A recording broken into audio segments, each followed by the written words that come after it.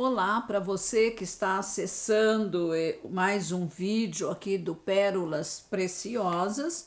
Convido você a ficar conosco aí até o fim, dar o seu like, compartilhar, com outras pessoas, fazer o seu comentário, o que você tem, o que você acha ou tem recebido dessas ministrações aí do Pérolas Preciosas. Assim você também estará nos ajudando a entregar este conteúdo de esperança que fortalece a nossa fé para coisas sobrenaturais aconteçam em nossas vidas e também na vida de outras pessoas. O que é bom, a gente sempre deve passar adiante, Passar para outra pessoa. Expor-se à palavra de Deus gera fé e também gera a confiança de que ele vai operar a nosso favor de uma maneira totalmente sobrenatural. Portanto, vamos ler e comentar o texto que está registrado em Marcos, capítulo 8, versículos de 1 a 10, que fala sobre a segunda multiplicação de pães e peixes. Naqueles dias, quando outra vez se reuniu grande multidão e não tendo o que comer, Jesus chamou os discípulos e lhes disse: Tenho compaixão desta gente, porque já faz 3 dias que eles estão comigo e não têm o que comer. Se eu os mandar para casa em jejum, desfalecerão pelo caminho, e alguns deles vieram de longe.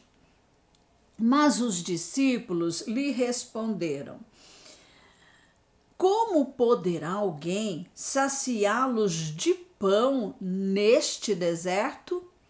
Então Jesus perguntou: Quantos pães vocês têm? Eles responderam: 7.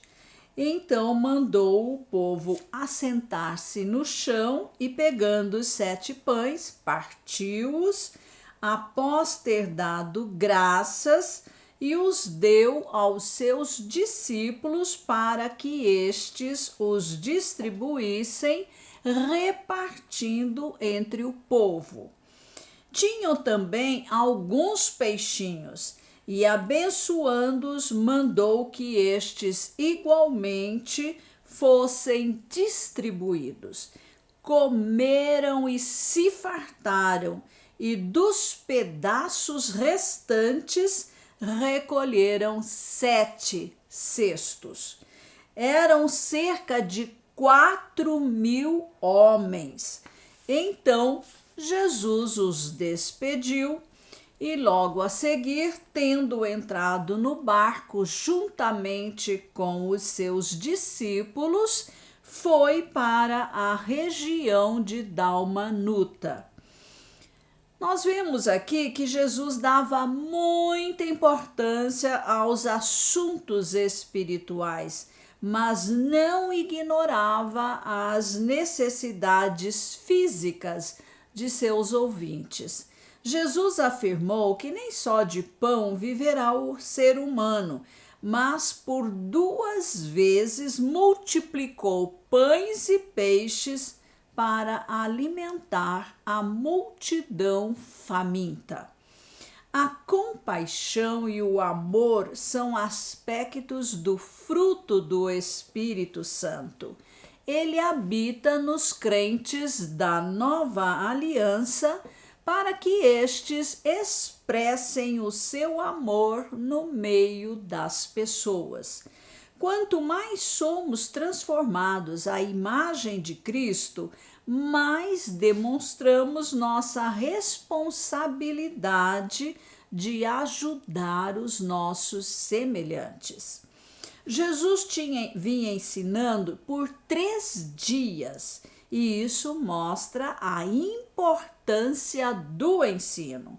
Não basta dizer que cremos em Jesus, precisamos transferir o conhecimento sobre Jesus para outras pessoas. O ensino traz convencimento e o milagre dá glórias a Deus. A multidão valorizava tanto os ensinos de Jesus que ficaram sem alimentos depois de 3 dias de exposição aos ensinamentos dele. Eles estavam mais interessados nos ensinos de Jesus do que com a comida material. Eles nem perceberam que ficaram sem comida, sem alimento. Todas as pessoas têm necessidades físicas e espirituais. Jesus confiava plenamente na provisão do Pai Celestial. Os discípulos já tinham sido ensinados a usar o que já possuíam quando houve a primeira multiplicação de pães e peixes. Que memória curta eles tinham, não é mesmo?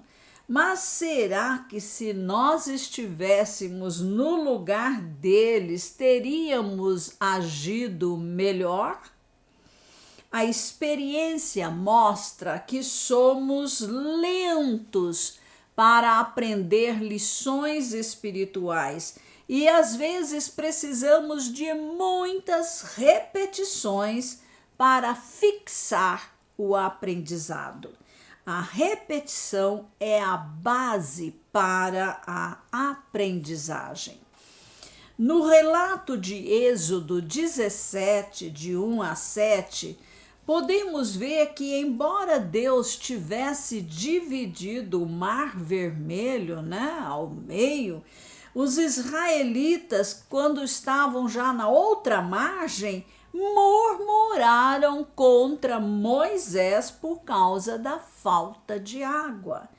Que dificuldade para crer na provisão divina! Somente quem crê pode presenciar o milagre.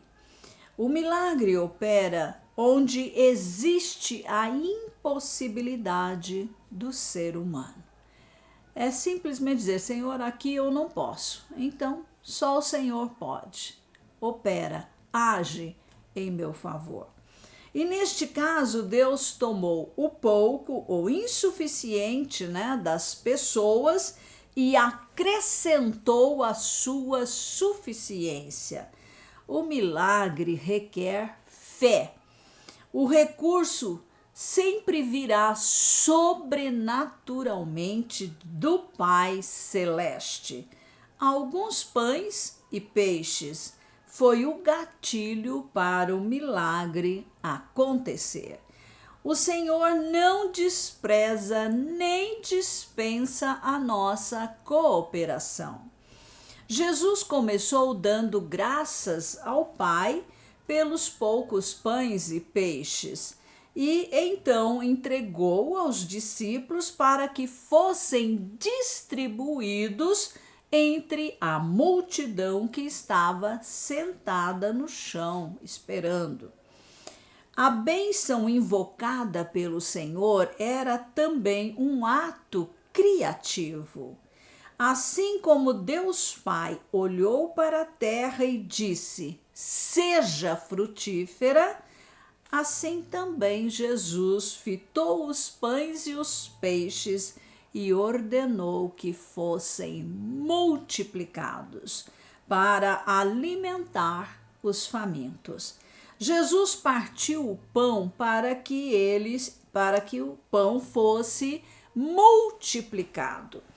Tudo quanto Jesus dizia e fazia tinha uma marca bem pessoal. Na distribuição dos pães pelos discípulos, temos um quadro perfeito do Senhor Jesus.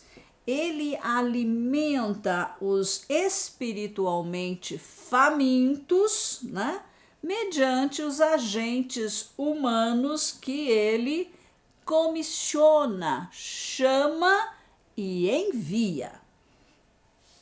Seus discípulos recebem primeiramente o pão da vida, o pão espiritual, né, que vem diretamente das mãos de Jesus, para que em seguida possa repassá-lo às multidões.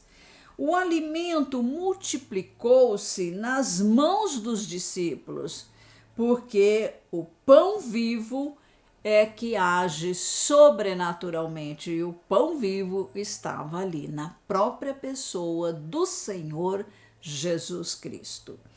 Todos comeram e se fartaram, e sobraram 7 cestos cheios de pedaços de pães. Só Jesus pode satisfazer as necessidades das pessoas. No Salmo 145, verso 15 e 16, lemos: Em ti esperam os olhos de todos, e tu, a seu tempo, lhes dás o alimento. Abres a mão e satisfazes os desejos de todos os viventes. Colher as sobras mostra-nos como o Senhor era generoso, né? Dava até se fartarem, ainda havia sobra, mas nada desperdiçava. Não há desperdício de poder. Ele faz exatamente o que é necessário. No exercício dos poderes espirituais há abundância, mas não há desperdício. 4.000 homens estavam presentes ali, além das mulheres e das crianças, o que poderia chegar facilmente a 8.000 pessoas ao todo.